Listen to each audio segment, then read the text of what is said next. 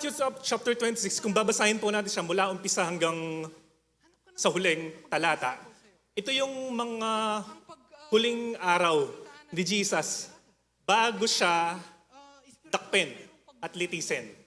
No? Ito yung days before, paniwala ko days before and pati yung 2 days before, no? Nung mga pangyayaring yon, no? Sa buhay ng ating Panginoong Hesukristo.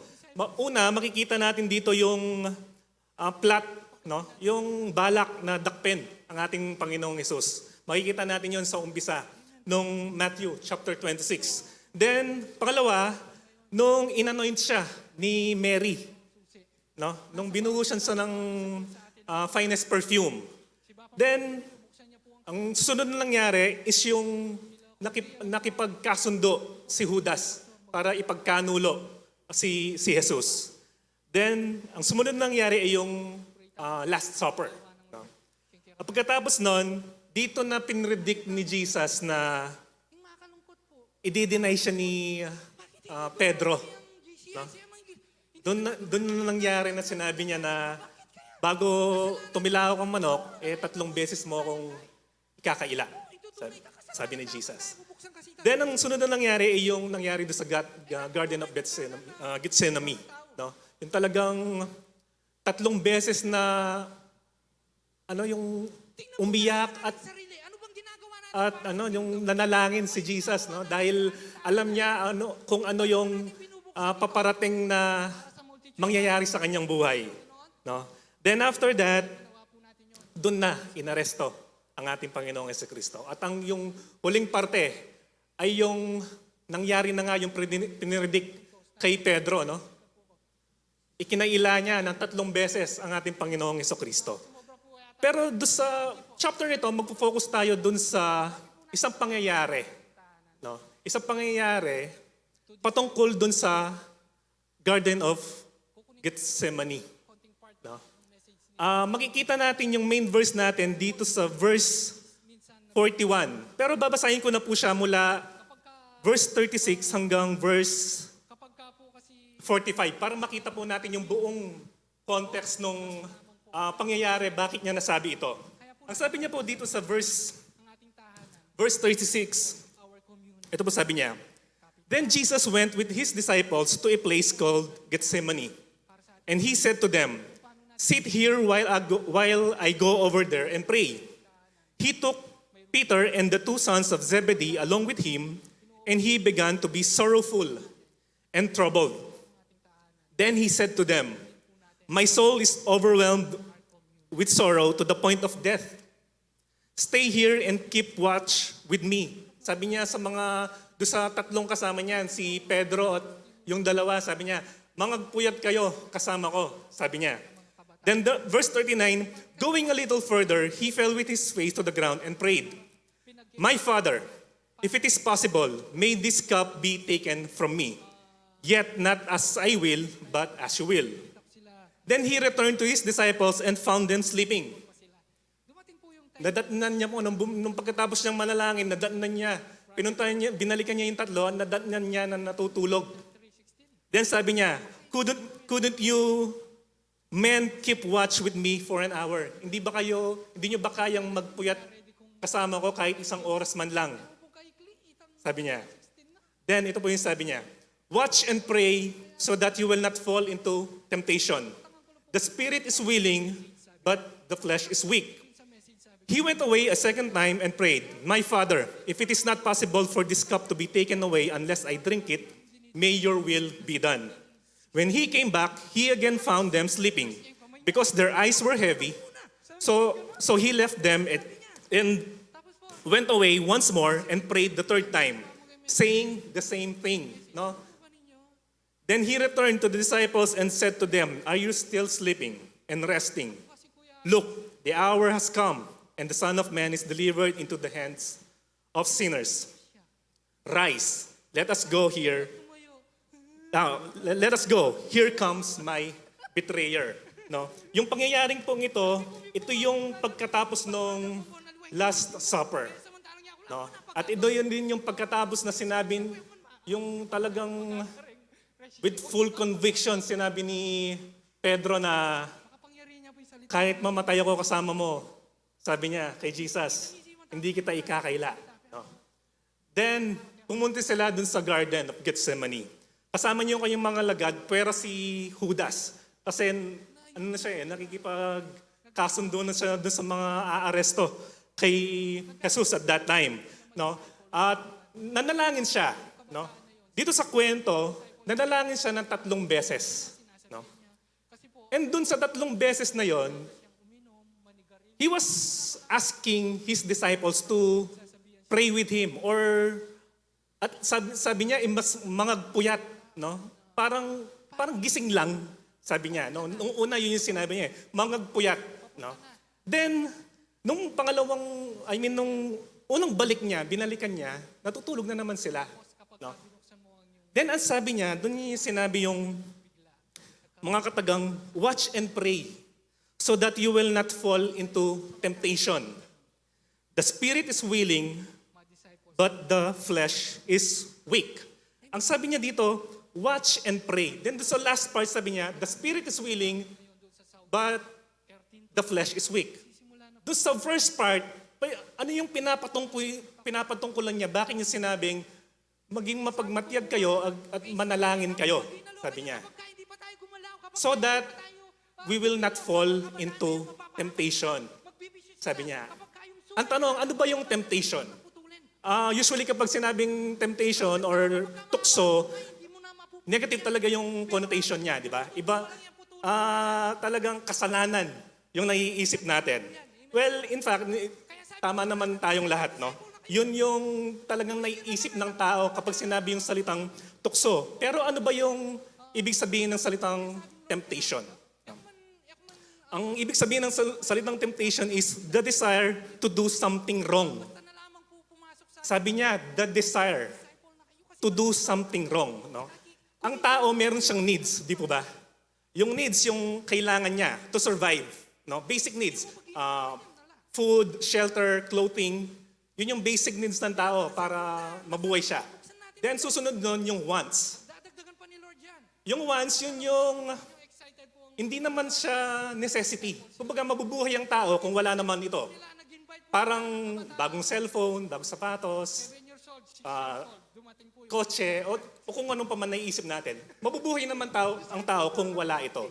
Pero kapag sinabing desire, ibang level yung meaning niya. Kumbaga to the highest level yung ibig niyang sabihin.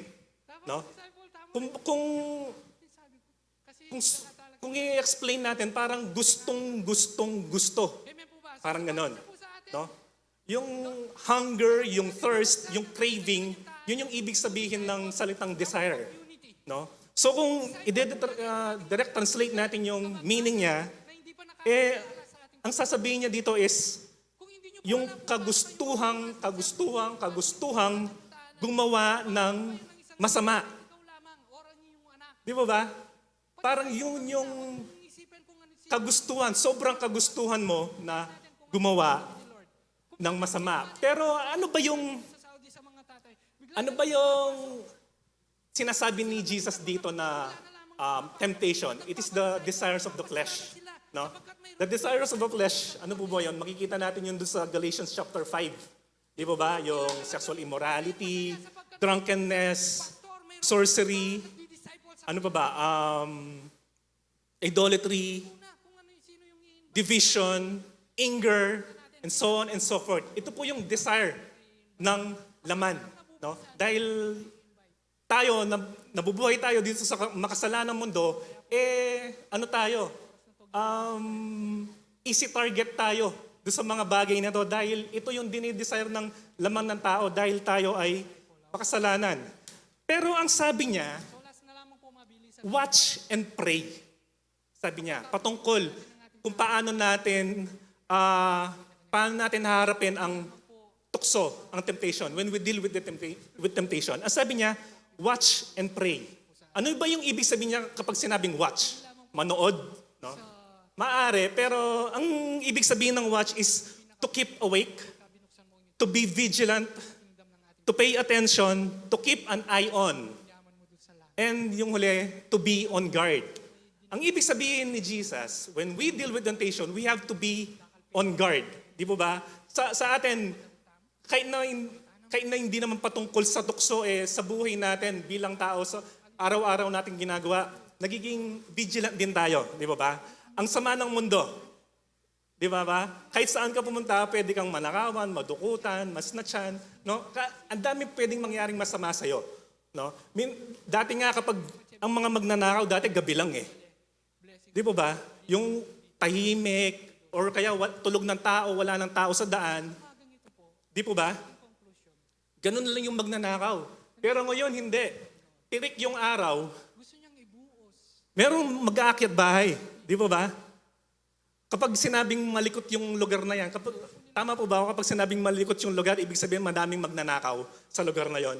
Di ba? Kapag ganun yung lugar mo, talagang you have to be vigilant. You have to be on guard at all times. No?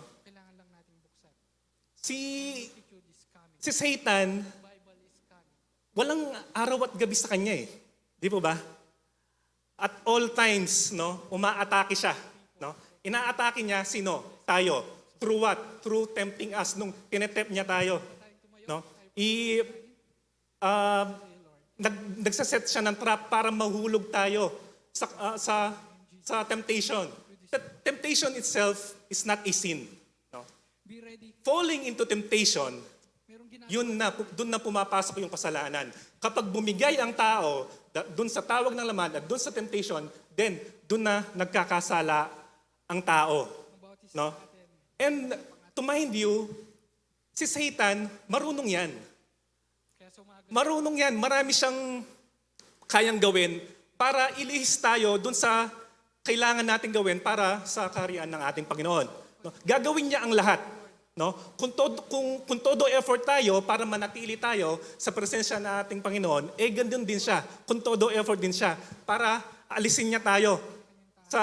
Kunin niya tayo, nakawin niya tayo muli sa ating Panginoong Diyos. Ganon yung ginagawa ng ating kalaban.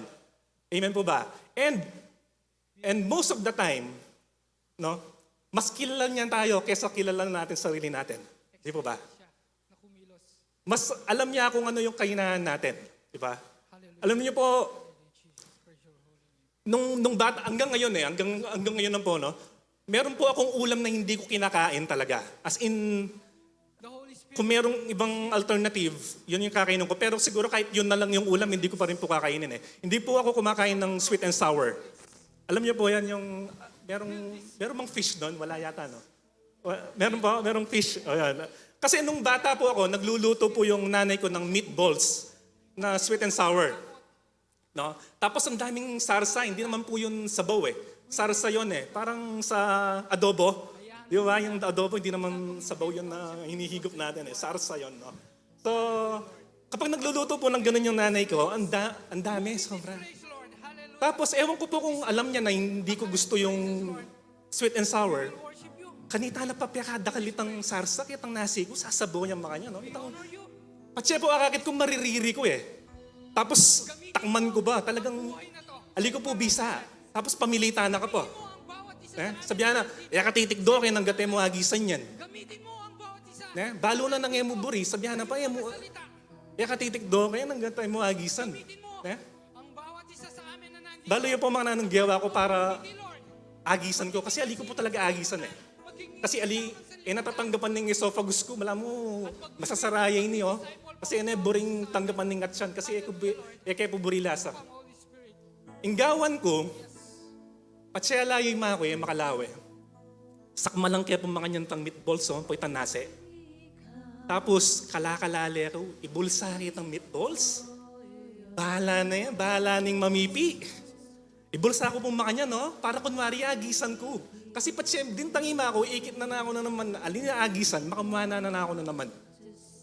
Makanita tayo po yung mako kanita. Siyempre ngayon, yalina po na. Pero minsan po ding indane, emula po antin dyan, emula, alam, aliwala po lang yung utak. Pasensya na po ka rin hindakin. O po ka rin manalbe po kayong Facebook Live. Pero aminan niyo po, tutuin yung sabyan ko. At siya yung anak, na buring ulam. Pamilitan eh. Sabyan na, katitikdokin, gisanan mo yan. At siya naman burinan ng anak yung ulam, sabyan na, mo gigisanan yan. Tagan mo kami yan. No ka rin kami, di ba? No ka rin kami magkay. Lugar. Patse emo buri na gisanan.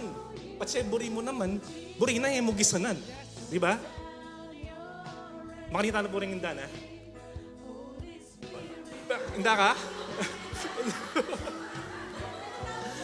Di ba?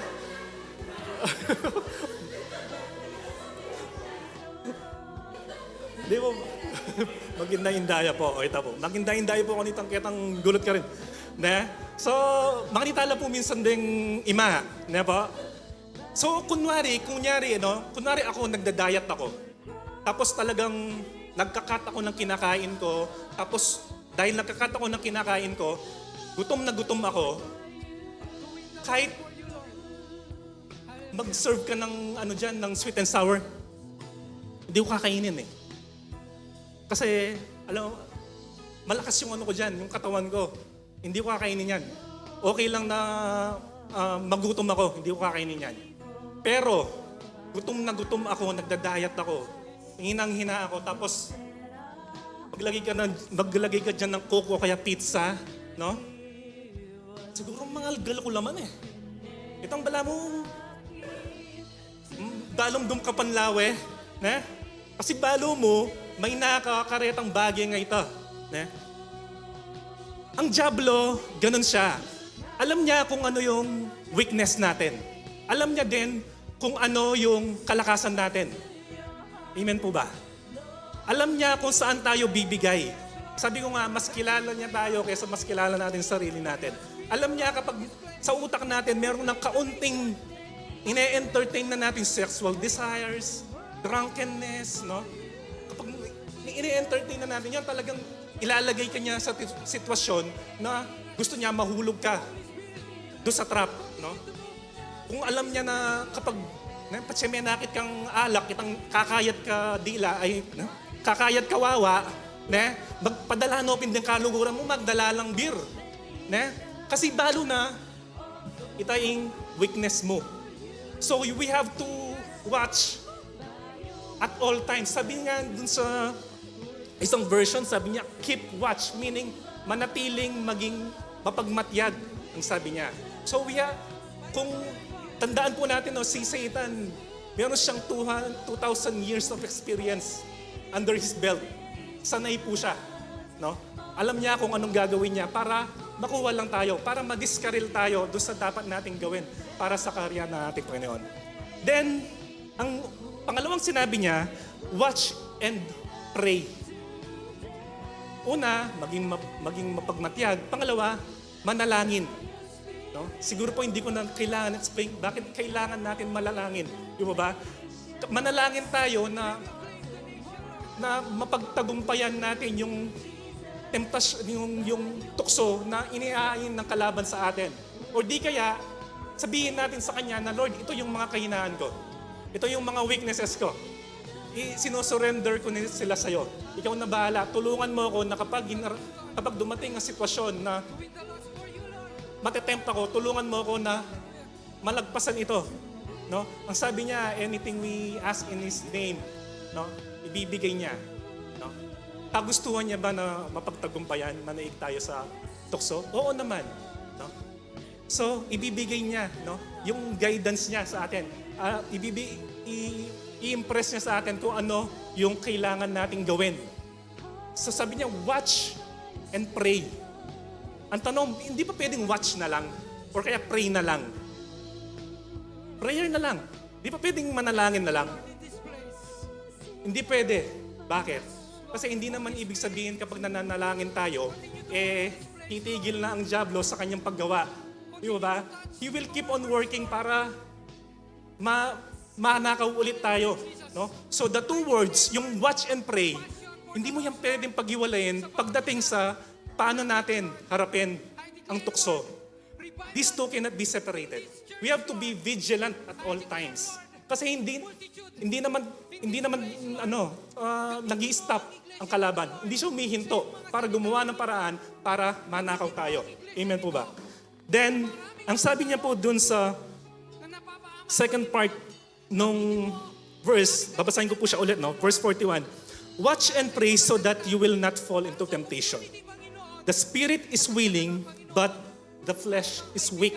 ang aming mahal No? sa buhay. Nasabi niya po ito kasi nung sinabi niya At hindi sila mapapagod. kina Pedro na Lord, maraming mga tao dyan. mangagpuyat kayo kasama ko, sabi niya. No? Kay Lord, Physically, hindi kinaya ni Pedro, ni na Pedro. sa bawat isa sa amin na Yung spirito kaya eh. Pero physically, anuman ang aming hindi niya kinaya. No? tunay. Kung babalikan po natin yung verse 35 yata yun, no? Verse 34. Nung sinabi ni Jesus na bago tumilaw ka manok, Pedro, Dito, Lord. 3 beses mo na akong ikakaila. Sa iyong salita, sa iyong Then sinabi ni Pedro, no? Siguro talagang with full conviction, sabi niya, aming mga mata, kahit mamatay ako kasama mo, sabi niya, kanya-kanyang taan, hindi kita ikakaila, no? The spirit is willing, binuksan namin. no? The spirit is willing siya mamatay kasama si Kristo. Pero nung pagdating doon sa garden, Maraming salamat. hindi siya willing magpuyat. Ipinapakita Di po ba? Nakakatawa. Di po ba? Willing siyang mamatay kasama si Kristo, pero hindi siya willing magpuyat. Kung ako papipiliin, okay na sa akin yung magpuyat kesa mamatay. Hindi po ba? Well, yung mga nakakakilala sa akin, so excited, Lord. no, wala pong effort yun yung magpuyat. No? Kasi hindi naman po ako minsan natutulog. Passion, Lord. Alas 3, alas 4. No? Ganong oras pa lang po ako natutulog.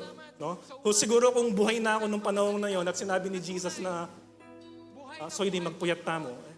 Ganggawan mo pang adwang oras, Lord. Na? Kasangkap-tangkap eh. Tanging iling lang No? po namin Pero ang buhay na to. si Jesus alam niya po yung naiintindihan niya, no? Sina Pedro at that time. Alam naman niya eh. Na supposed to be dapat talaga sa mga oras na yon natutulog na sina Pedro. Di po ba? Kasi nangyari ito, nung sinearch ko po, may iba-ibang oras eh. Merong nangyari daw to alas 3 ng madaling araw or alas 11. Pero kung Alam po namin pang kakalkulihin po natin, nangyari ito pagkatapos ng Last Supper. No? So gabi na. So marahil 10, 11, alas 12 na ng hating gabi. No? Supposed to be dapat talagang tulog na sila at that time. Kaya nga sinabi niya, hinikayat niya sila, parang nakiusap siya na, mangagpuyat kayo kasama ko, sabi niya. Alam naman niya eh, pero he wants them to do something for him at that time. No? Ang tanong, wala namang mali. No? Doon sa ginawa ni Pedro. Kung susumahin mo, no? Wala namang mali doon sa ginawa nila ng tulog. Eh. Kung titingnan natin, dapat naman talaga natutulog sila. Pero ang gusto ni Jesus, Pwede po ba maging natin panalangin sa umaga po, Sir Rowena parang Castorio? Sige po, tayo pong lahat. mag-meet yung kagustuhan ng Espiritu doon sa kagustuhan ng katawan. Kasi siya mismo, he himself, meron siyang struggle eh. Si Jesus, napagtagumpayan niya nga lang. Doon sa verse 39, Healing right now in the mighty nung Matthew chapter 26, kung babalikan po natin, no? name sa buhay po ng aming Ang sabi po ni Jesus, alam po namin my Father, sabi niya, niya sa umagang ito. if it is possible, let this cup, sabi niya, be taken from me, sabi niya. Sabi niya, Ama, kung maaari, sabi niya, yung kopa ba to o cup, no? O sarong, sa kanyang buhay sarong ito maialis sa akin.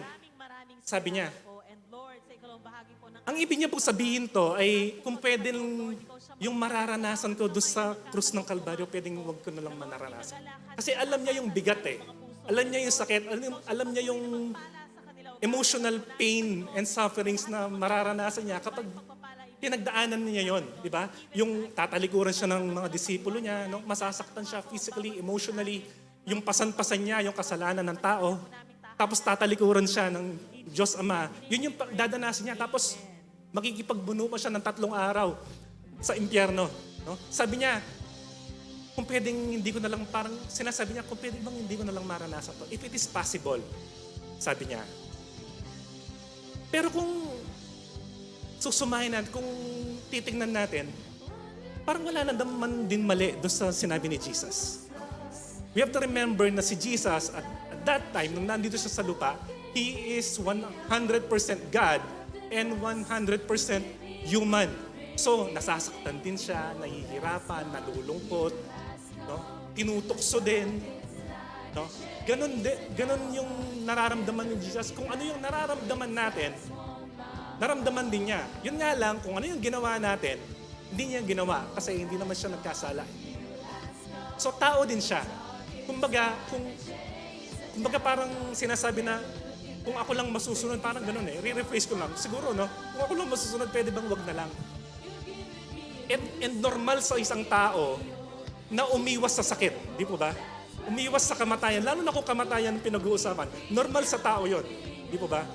Tatanungin ko po kayo, kung gagawin niyo po ang isang bagay at alam niyo na kapag ginawa niyo to ay mamamatay kayo, gagawin niyo pa po ba?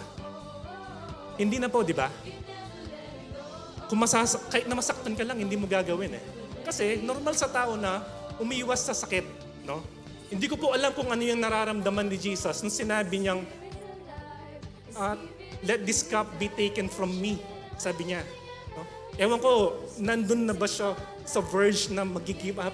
Hindi ko alam, no? Pero spiritually, no? Willing siya. Pero hindi ko alam yung katawan, kung ano yung sinasabi sa kanya ng katawan, no?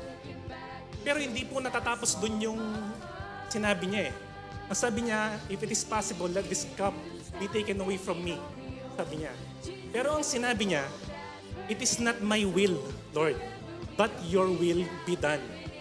Oo, kung ako lang siguro masusunod, pwedeng wag na lang. Pero hindi naman kasi yung will ko eh.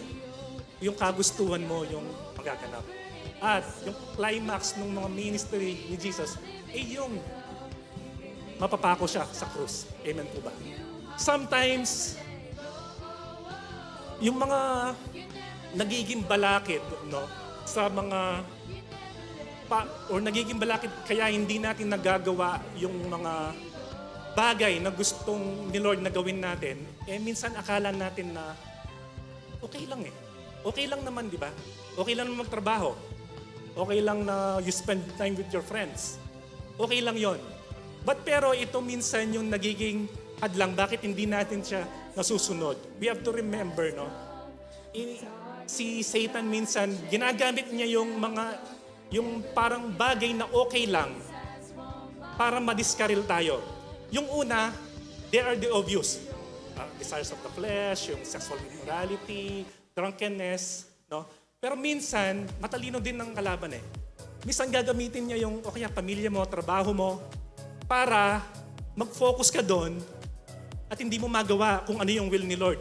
Bilang Kristiyano, willing naman tayo spiritually eh.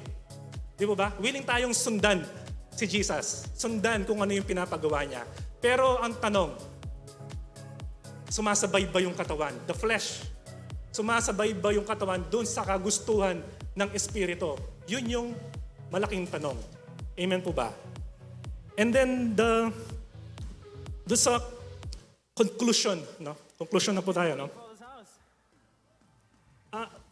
We have to be vigilant at all times. Sabi ko nga po, at all times. Sabi niya doon sa isang version, keep watching and keep praying. Keep, walang puknat, walang patid. We have to keep watch and pray. Kasi hindi naman tumitigil ang kalaban. Amen po ba? And temptation, they come in different sizes and forms. Hindi lang iisa ang muka ng tukso. Akala natin, minsan desires of the flesh lang. Pero minsan yung hindi natin pinapansin ng mga bagay, ito yun na yung nagiging hadlang. No? Parang nagiging tukso na din. Natutukso kang magtrabaho. Natutukso kang lumabas kasama kaibigan mo. Natutukso kang mag-overtime. No? Willing ang katawan, willing ang espiritu. Pero dapat sumabay yung katawan kung ano yung dinidikta ng espiritu. And we have to be cautious, no? Maging mapagmatsyag, maging masigasig sa ating paligid sa mga gawa na kaaway kasi matalino siya, no? Kung tayo todo effort tayo, no? Para manatiling banal, siya todo effort din siya para manakaw tayo. Amen po ba? So, we have to be vigilant. We have to watch. We have to pray. Sabi ko nga, we cannot separate these two words. Watch and pray when it comes to dealing with temptation. Amen po ba? Palakpakan po natin sa Lord. Magandang gabi po sa bawat isa.